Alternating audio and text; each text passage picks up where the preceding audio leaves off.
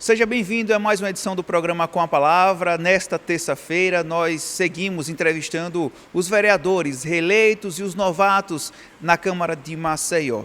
E nesta terça, depois de conversarmos com o vereador mais votado, Luciano Marinho, também estamos aqui conversando com mais um vereador que teve uma expressiva votação na capital alagoana, que é o vereador Leonardo Dias, que pertence ao PL, foi um dos vereadores eleito no famoso Chapão da Morte, como a gente imaginava, que conseguiu fazer vários nomes e faz parte desse bloco da situação do prefeito JHC na Câmara de Vereadores. Vereador, seja mais uma vez bem-vindo ao programa Com a Palavra. Mais de 10 mil votos aqui em Maceió, não é uma votação fácil para um vereador que tem um perfil mais ideológico, um voto de opinião. Você esperava uma votação tão expressiva? Seja bem-vindo, parabéns pela sua reeleição. Primeiro, obrigado, Alan, obrigado aí ao Acta pela oportunidade de estar aqui falando com vocês. Eu não esperava a votação que a gente teve, 10.274 votos. Eu tinha na minha mente que uma votação justa, um resultado bom, seria aí na faixa de 8 mil votos. Mas a gente foi além, a população reconheceu o trabalho que a gente desempenhou durante esses 4 anos, que tem sim muitos aspectos ideológicos, como você falou, mas também tem outras coisas que superam essa barreira ideológica. Não invariavelmente a gente encontrava pessoas que até votavam no presidente Lula dizendo que votariam em mim. Eles, olha, apesar de... eu não tenho como deixar de votar em você, porque você abraçou essa causa aqui, que era uma causa minha. Então, ao longo do nosso mandato, a gente conseguiu furar a bolha, vamos dizer assim, da ideologia, sem renunciar a ela. Então, a gente continua sendo um vereador de direita, posicionado como conservador, defendendo os valores que nós acreditamos, mas isso não nos impede, não nos impediu de trabalhar por todos, independente se a pessoa concorda comigo ou não, se concorda com o presidente que eu escolhi ou não, mas pensando ali realmente no bem coletivo de nossa cidade. Você falou uma coisa interessante, de que há eleitores do presidente Lula mais inclinados à esquerda, mas que votaram a você, sim, que é um perfil totalmente diferente. Isso mostra que as pessoas hoje também estão preocupadas menos com essa questão ideológica e mais com vereadores que querem que possam resolver os problemas delas, da comunidade, dos problemas que ali existem, onde elas vivem? Não, eu acho que é o contrário, na verdade. Eu acho que as pessoas hoje, cada vez mais, elas têm tomado uma decisão dentro dessa polarização política. Então eu sou daquela turma que acredita que a polarização ela vai continuar, deve se intensificar e deve ser uma coisa que vai ficar para o resto da nossa vida política. As pessoas querem ser representadas por alguém. E eu só posso representar alguém se eu me posiciono e consigo pessoas que identifiquem em mim aqueles mesmos valores que ela defende na vida dela. Então eu acho que isso não diminuiu e acho que tende a aumentar. Agora, eventualmente aquelas pessoas que não se preocupam tanto com a ideologia, ou com esses aspectos mais ideológicos, elas conseguem enxergar na pessoa que pensa o contrário, atributos positivos que fazem com que ela possa reconhecer esse trabalho. Então eu tive relatos de várias pessoas que disseram, não vou dizer isso nunca por aí, mas eu vou votar em você. Porque você realmente é o cara que fiscalizou, é o cara que trabalha, é o cara que está nos postos de saúde, é o cara que está nas UPAs, é o cara que abraçou doenças raras, é o cara que cuidou dos motoristas de aplicativo. Então, a gente abraçou uma gama de pessoas diferentes, de causas diferentes, que dialogam sim com o meu espectro ideológico, mas que transcende essa limitação da ideologia. Então, e a gente sempre teve essa preocupação. A gente tem um mandato de direita que se preocupa com o social, que se preocupa com a população de rua, com a inclusão dos autistas, das pessoas com síndrome de Down, da assistência aos idosos, as pessoas que estão viciadas, a realocação dessas pessoas no mercado de trabalho. Então, nós temos ações transversais, vamos dizer assim, dentro do nosso mandato, que extrapolam só a questão do debate ideológico, aquele que a gente está acostumado a que a imprensa noticie. Então, assim, se eu chegar aqui e botar, por exemplo, que eu vou dar um título de cidadão para alguém ligado ao Bolsonaro, toda a imprensa vai cobrir isso de forma unânime. Agora, se eu chegar aqui e colocar de que eu estou fazendo um projeto com a prefeitura para realocar 100 pessoas que hoje estão abrigadas num abrigo de população de rua no mercado de trabalho, isso já não vai surtir tanto efeito. Então, muitas vezes, a gente passa por isso, percebe isso, mas as pessoas nas minhas redes, e hoje eu tenho, graças a Deus, uma rede muito forte, as pessoas reconhecem esse trabalho e são capazes de identificar que a gente vai muito além do nosso espectro ideológico. Nesse contato seu com a população e com os eleitores durante a campanha, quais foram as principais reclamações que mais você ouviu das pessoas? O problema aqui é na educação, o problema aqui é na saúde. Quais foram os relatos que mais lhe chamaram a atenção, vereador? Nada diferente do meu dia a dia, né? Eu não dialogo com o meu eleitor somente de 4 em 4 anos ou de 2 em 2 anos.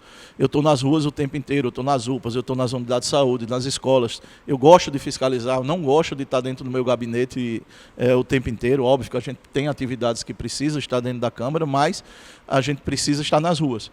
Então, aquilo que eu vi muito foi do que eu já conhecia e do que eu tenho propostas, tenho projetos, tenho denúncias, tenho ações efetivas dentro disso. Então, eu nunca deixei um eleitor ou uma pessoa que a gente abordava sem resposta, né? E eu acho que isso faz toda a diferença e fez essa diferença, né, da população reconhecer esse trabalho. Eu saí de 3.777 votos para 10.274, praticamente triplicando a votação, né, e isso se deveu, com certeza, a essa percepção, né, de que o Leonardo trabalha. Né, o Leonardo ele tem projeto para tudo, o Leonardo participa de todas as discussões, de todos os debates, está lá trabalhando. E eu digo assim, era muito bom se a gente tivesse 25 ou 27, né, eleitos, que também fossem nessa pegada de trabalhar o tempo inteiro, de estar preocupado, estar debatendo, estar discutindo, mas infelizmente não é assim, e a população sente essa carência. Né? Entendi. Agora, me tira uma dúvida. O que é que vai lhe permear para esse novo mandato, além do que você já fez no primeiro mandato? Você vai dar continuidade aos seus trabalhos, mas o que é que você projeta para essa nova legislatura aqui na Câmara de Vereadores? Então, a gente tem linhas muito claras daquilo que a gente acredita. Livre mercado, né? Assistência àqueles que mais precisam, de forma que possam serem incluídos para garantir o seu pão. Isso vem até do livre mercado mesmo, dessa concepção de que todo mundo tem que ter o direito a trabalhar e levar o seu pão para casa. Né? Então, nós vamos continuar firmes nisso. Nós avançamos muito, por exemplo, na pauta dos motoristas de aplicativo. Eu quero avançar na pauta dos motoqueiros também, dos motoqueiros que hoje fazem entrega. Né? Eles hoje ainda têm uma situação muito difícil. A população de rua é um problema grave ainda hoje. A gente tem abrigos, mas muitos que estão na rua não querem ir para abrigos. O aluguel social é insuficiente. As pessoas entram no vício das drogas e termina sendo muito difícil de retirar.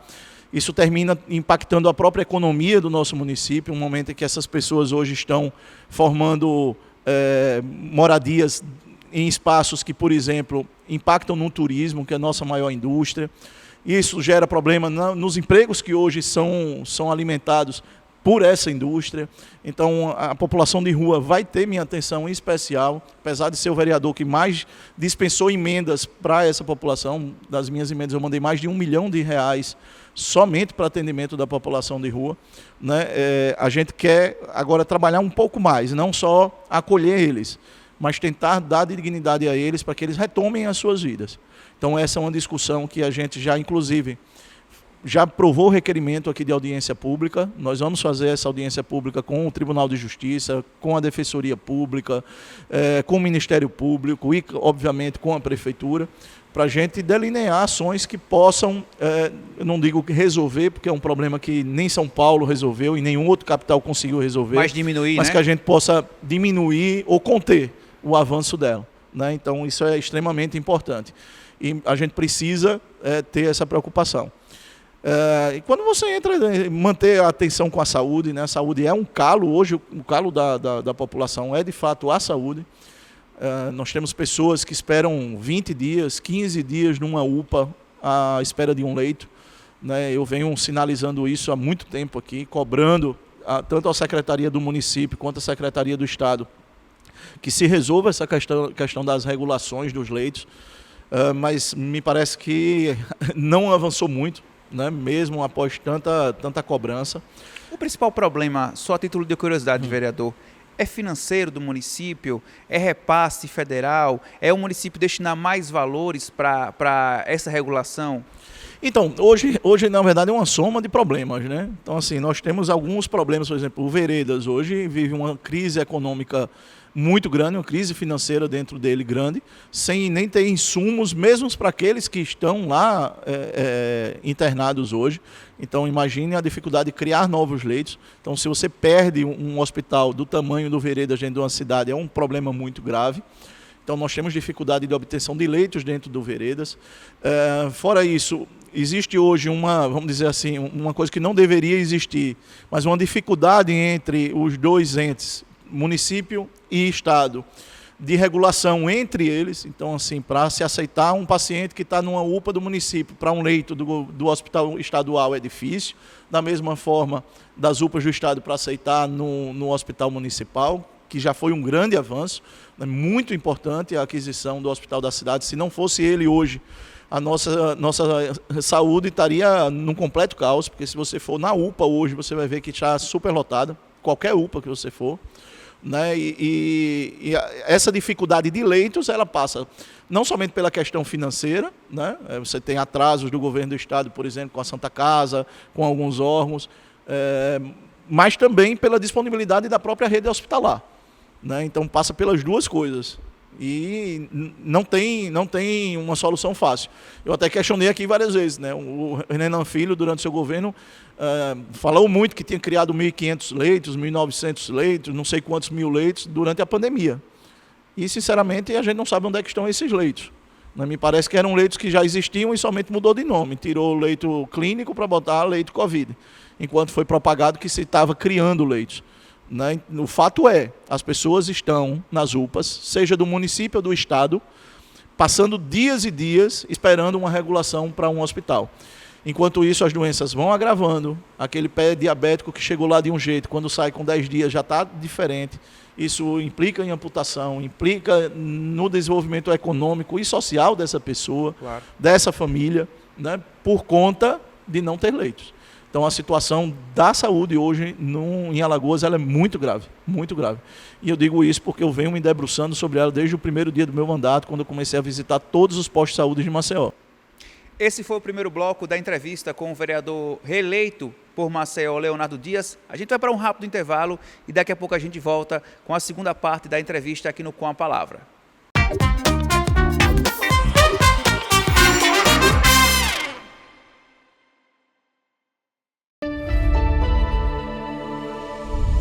As obras de ampliação em um trecho da Menino Marcelo, um dos principais corredores viários de Maceió, foram concluídas. Agora, a avenida tem quase 2 quilômetros de nova via lateral, com 2 faixas paralelas no sentido aeroporto-centro. Também foram finalizadas a instalação de um novo sistema de drenagem pluvial, ciclovia e calçadas acessíveis, com piso tátil e rampas de acesso para pessoas com locomoção reduzida. Essas obras também incluem a modernização da iluminação pública e da rede elétrica e o aumento de áreas para estacionamento. A implementação de projetos para a melhoria da mobilidade urbana faz parte do termo de acordo socioambiental assinado com as autoridades. Saiba mais sobre esse e outros projetos em braskem.com/compromissos Maceió, porque manter você informado também é um dos nossos compromissos.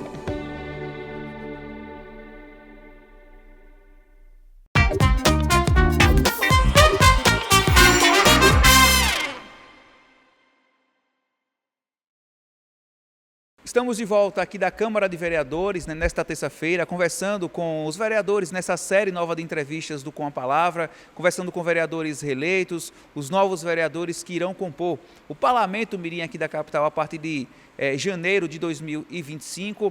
Vereador, nós falávamos sobre essa sua reeleição, a sua campanha eleitoral. Agora eu queria entrar um pouco mais na seara da política. O senhor já deixou bem claro em algumas entrevistas, depois da sua vitória, que o senhor será candidato a deputado estadual por Alagoas. Quais as estratégias que o senhor vai montar a partir de agora para tentar ampliar essa sua margem de votação, principalmente para o eleitorado do estado de Alagoas?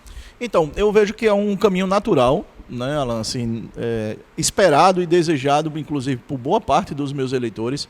E isso eu pude perceber porque eu falei com os eleitores, né? Eles diziam: Léo, a gente está com você e em 2026 também estará com você. Então eles já apontavam que em 2026 estava assim. E muitos deles, inclusive de interior, diziam: Léo, não posso votar em você porque eu moro aqui em Mata Grande, moro aqui em Lagoa da Canoa, mas minha família que está aí, eu estou pedindo voto para você.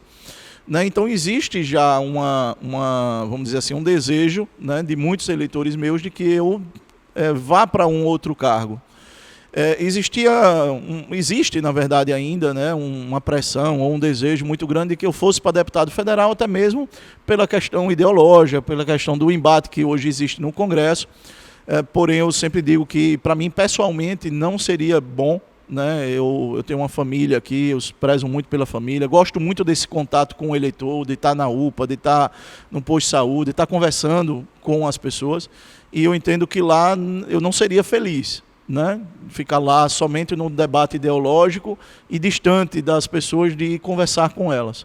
Então eu tenho realmente um desejo de vir para deputado estadual, e é isso que eu tenho traçado na minha mente, né? Eu não tenho, se eu falar que eu tenho estratégias mirabolantes para isso, eu não tenho, né? A gente vai entregando a Deus e vai fazendo o nosso trabalho, que está sendo percebido por todo o estado e por todo o Brasil. Eu digo isso porque hoje o meu mandato ele virou referência realmente nacionalmente, né? Eu tenho recebido todos os dias contato de vereadores que foram eleitos no Paraná, no Rio Grande do Sul, em São Paulo, no Mato Grosso, querendo vir para Maceió para conhecer o meu trabalho, porque me seguem pelas redes sociais e admiram aquilo que a gente fez. Então, o meu trabalho hoje extrapolou a cidade de Maceió, né? Eu tenho essa consciência.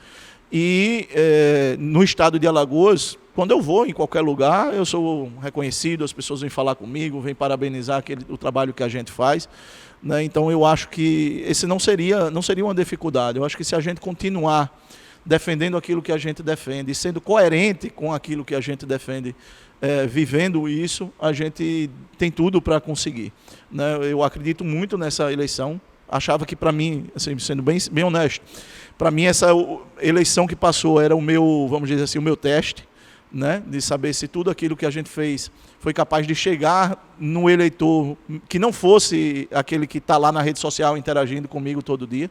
E minha votação deixou claro isso, quando eu pego áreas de periferia, onde eu dobrei, tripliquei, quintupliquei a minha votação em determinadas regiões, né, e isso mostra que a gente conseguiu extrapolar isso.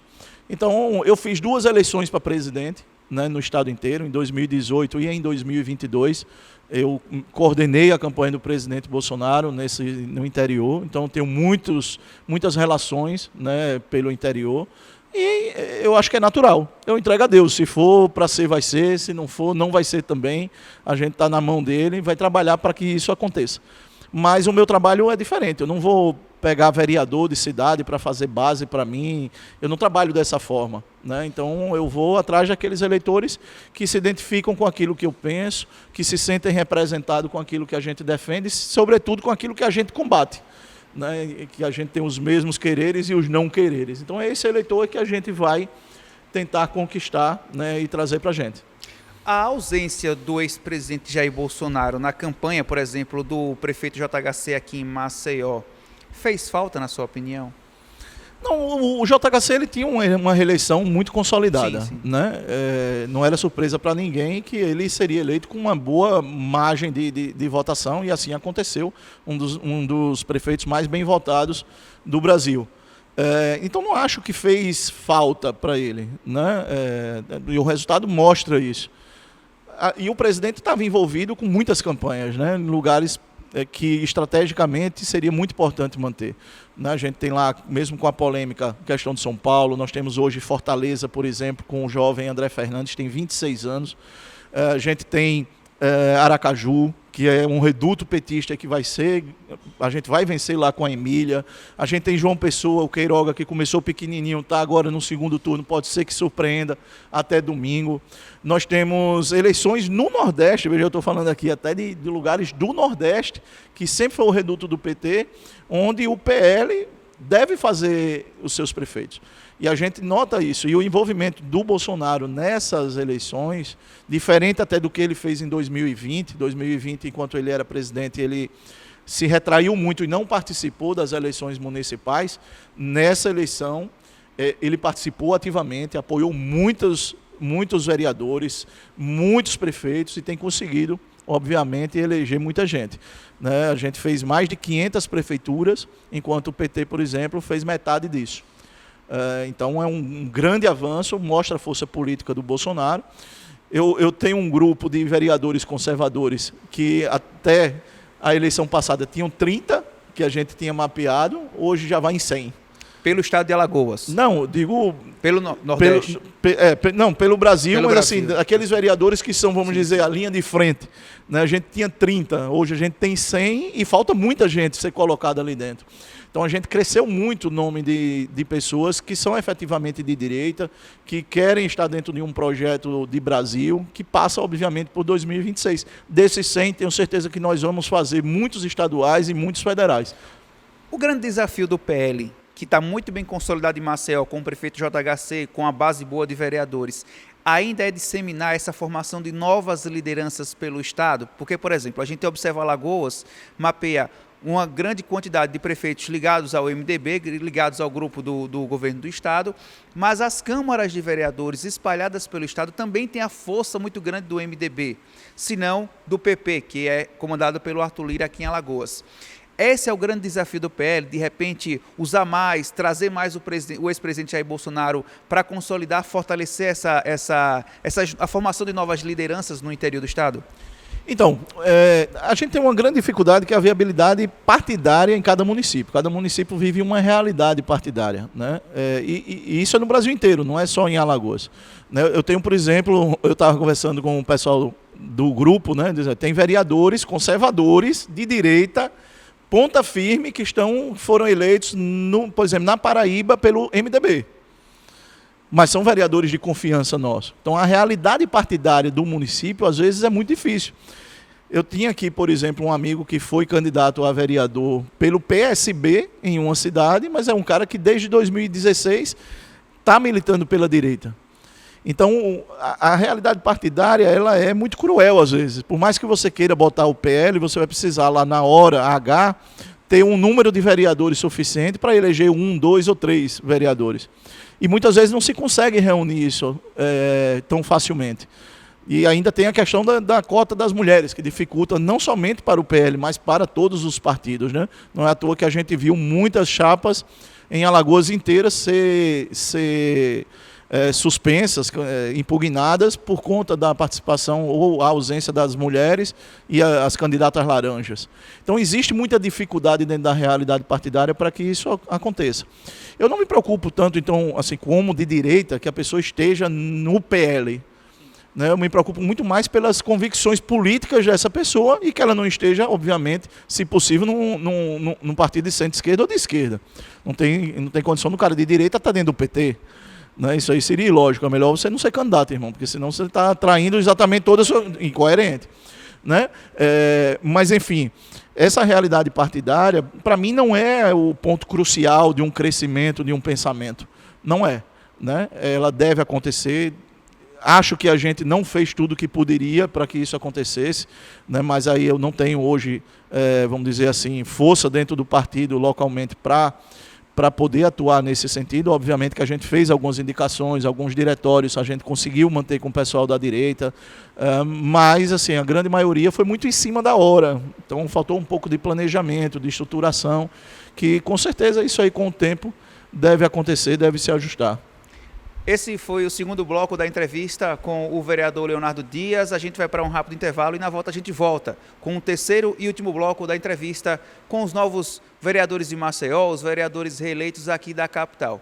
Daqui a pouco a gente volta com mais o bloco do programa Com a Palavra. Não sai daí.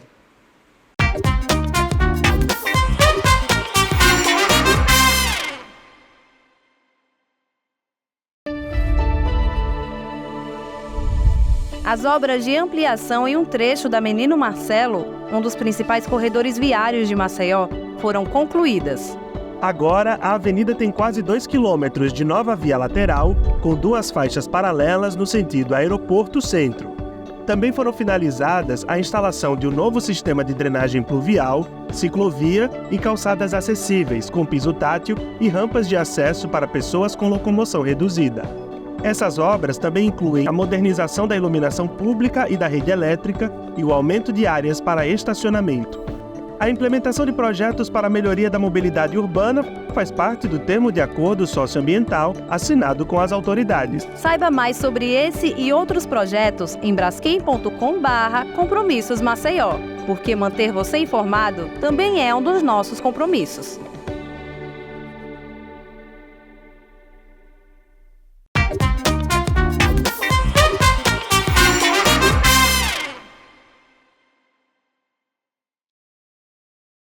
Bom, estamos de volta aqui na Câmara de Vereadores, conversando com o vereador reeleito por Maceió, Leonardo Dias, do PL.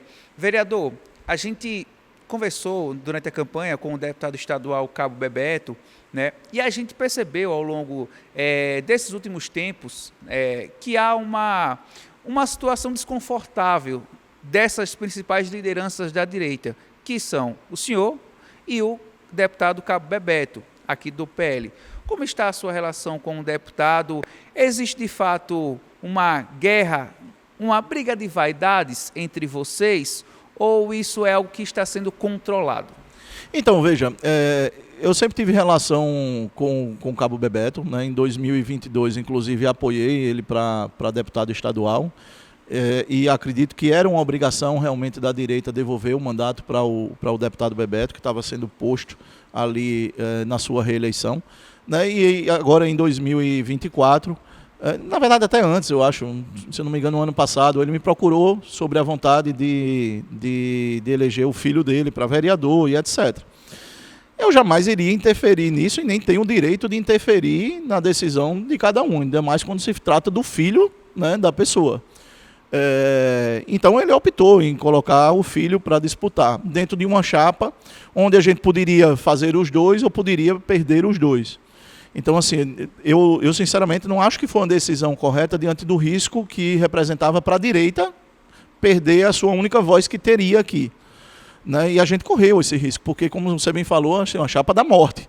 Né? Quem entrou poderia ganhar ou poderia perder, porque eram 11 vereadores de mandato concorrendo numa chapa que faria 10. E ainda assim, os outros, né, que estavam nessa chapa eram Janine Beltrão, irmã do Marques Beltrão, o próprio Caio Bebeto, filho do deputado Bebeto. Forças políticas, né? Do Holanda, que tinha sido deputado estadual, vereador. Então, nós tínhamos forças políticas ali de grosso calibre, vamos dizer assim, concorrendo. Né? Então, a gente correu esse risco de perder os dois. Né? Graças a Deus, a gente conseguiu manter pelo menos uma posição aqui dentro.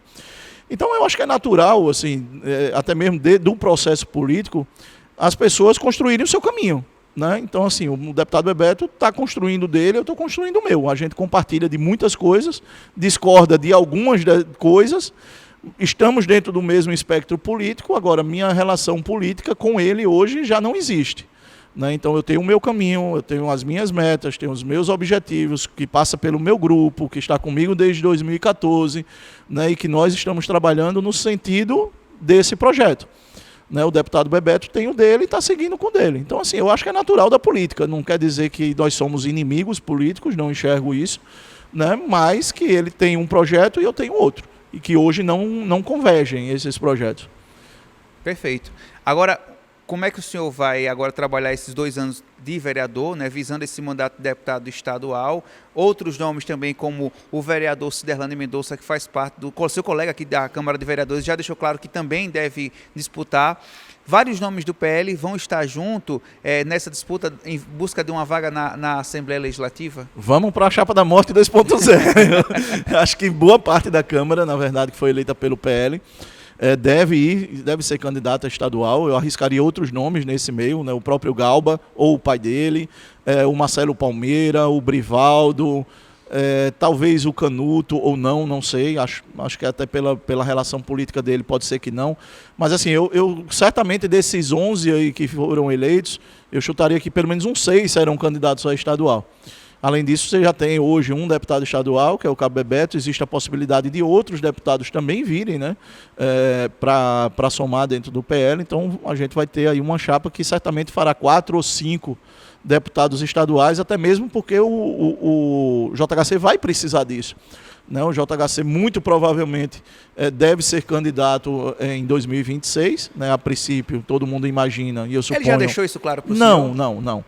Né? Mas todo mundo imagina que ele deve ser candidato, né, ao governo, né? E ele, sendo candidato ao governo, precisa de uma base de deputado estadual que lhe assegure um mandato. Então é natural que a gente que foi eleito dentro da base do prefeito, a gente também vá para ser candidato. Então acho que a disputa vai ser boa, né? Como foi essa, né? Acho que foi uma disputa boa.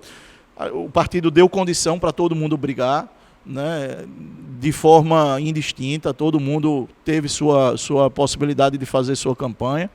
E a gente, enfim, fez uma grande bancada, cumprindo aquilo que a gente imaginava, né? A gente sempre disse, não, vai fazer entre 10 e 12, a gente fez 11.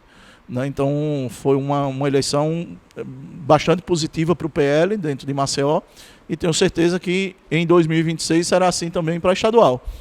Então, na verdade, a briga vai ser boa. Temos grandes nomes aí para concorrer. Perfeito. Vereador, só para a gente encerrar essa nossa entrevista aqui na Câmara, já projetando um pouco esse cenário nacional da política daqui a 2 anos. Caso o ex-presidente Jair Bolsonaro continue inelegível, Tarcísio é o grande nome para concorrer à presidência da República? O nome vai ser definido por Bolsonaro.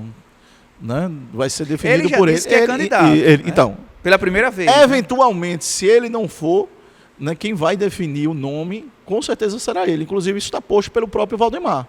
Né? Quem vai definir o candidato continuando a injustiça que foi feita com o Bolsonaro, vai ser definido pelo próprio Bolsonaro.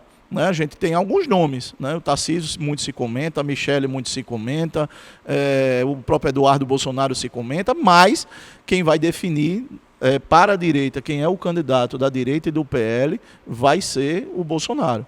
A gente continua apostando no nome dele, vai apostando que vão reverter a injustiça que foi feita contra ele. Ele não ganhou nenhum voto a mais porque fez uma reunião com os embaixadores, não há absolutamente nada comprovado contra ele. Essa história de golpe, enquanto ele estava na Disney, é um conto de fadas, né? Então não deve prosperar, né? Se prosperar, vai prosperar dentro de uma injustiça muito grande, né? de um estabelecimento de medidas completamente persecutórias. Infelizmente a gente sabe como está a justiça, né? Lamenta, né? Mas ainda acredita que possam reverter essa situação do presidente Bolsonaro. E ele tem o apoio e a confiança, não só minha, mas de grande parte, se não a totalidade da direita do Brasil inteiro. Outros nomes aparecem e da mesma velocidade que aparecem, desaparecem no meio do caminho, e a gente sabe em quem pode confiar. O STF está muito politizado? Quem diz isso não sou eu, é o próprio Barroso quando diz que era uma corte técnica e hoje é uma corte política. Não preciso mais dizer. Dá para mudar esse cenário do STF? Acho que dá, eu acho que tem que dar um freio de arrumação mesmo. Assim, o Congresso tem colocado sobre as proibições das decisões monocráticas. Eu acho que o mandato para o STF seria uma coisa muito positiva, um mandato de 8 anos. Então eu acho que a gente precisa modificar muita coisa ali dentro. E o Congresso tem que ter a coragem e a independência para poder fazer. Por isso que a eleição de 2026 é extremamente importante, especialmente a eleição para o Senado. Né, que é onde nós da direita estamos muito focados em que a gente possa colocar o maior número possível de senadores que pensem como a gente, que queiram dar esse freio de arrumação. Para a gente encerrar, e o governo Lula? Uma tragédia, né? Todo dia é uma tragédia. Hoje mesmo fiz um pronunciamento, só essa semana, para você ter uma ideia, 3 impactos na questão das crianças com doença rara. Né, se existe vulnerabilidade, eu não consigo pensar qual é a vulnerabilidade maior de uma criança que está condenada à morte. E agora mesmo o governo federal, através de uma tabelinha com o STF, proibiu a judicialização para a obtenção dos remédios de doença rara, está acabando com a isenção de imposto para importação de remédios que atinge a questão da doença rara e pediu para retirar de pauta a isenção de imposto de renda para as pessoas, as famílias que têm criança com doença rara. Então, maldade maior do que essa, eu não consigo pensar, e esse é o retrato desse governo falido. Se bem que doença rara São 13 milhões de brasileiros 13 milhões que hoje. sofrem não é tão raro assim, Pois né, é. vereador? Está atingindo todas elas. Atingindo Atingindo para um todas país elas. que não tem 300 milhões de habitantes, você pega uma parcela importante dessa Exatamente. população com 13 milhões com doença rara, não é tão raro assim.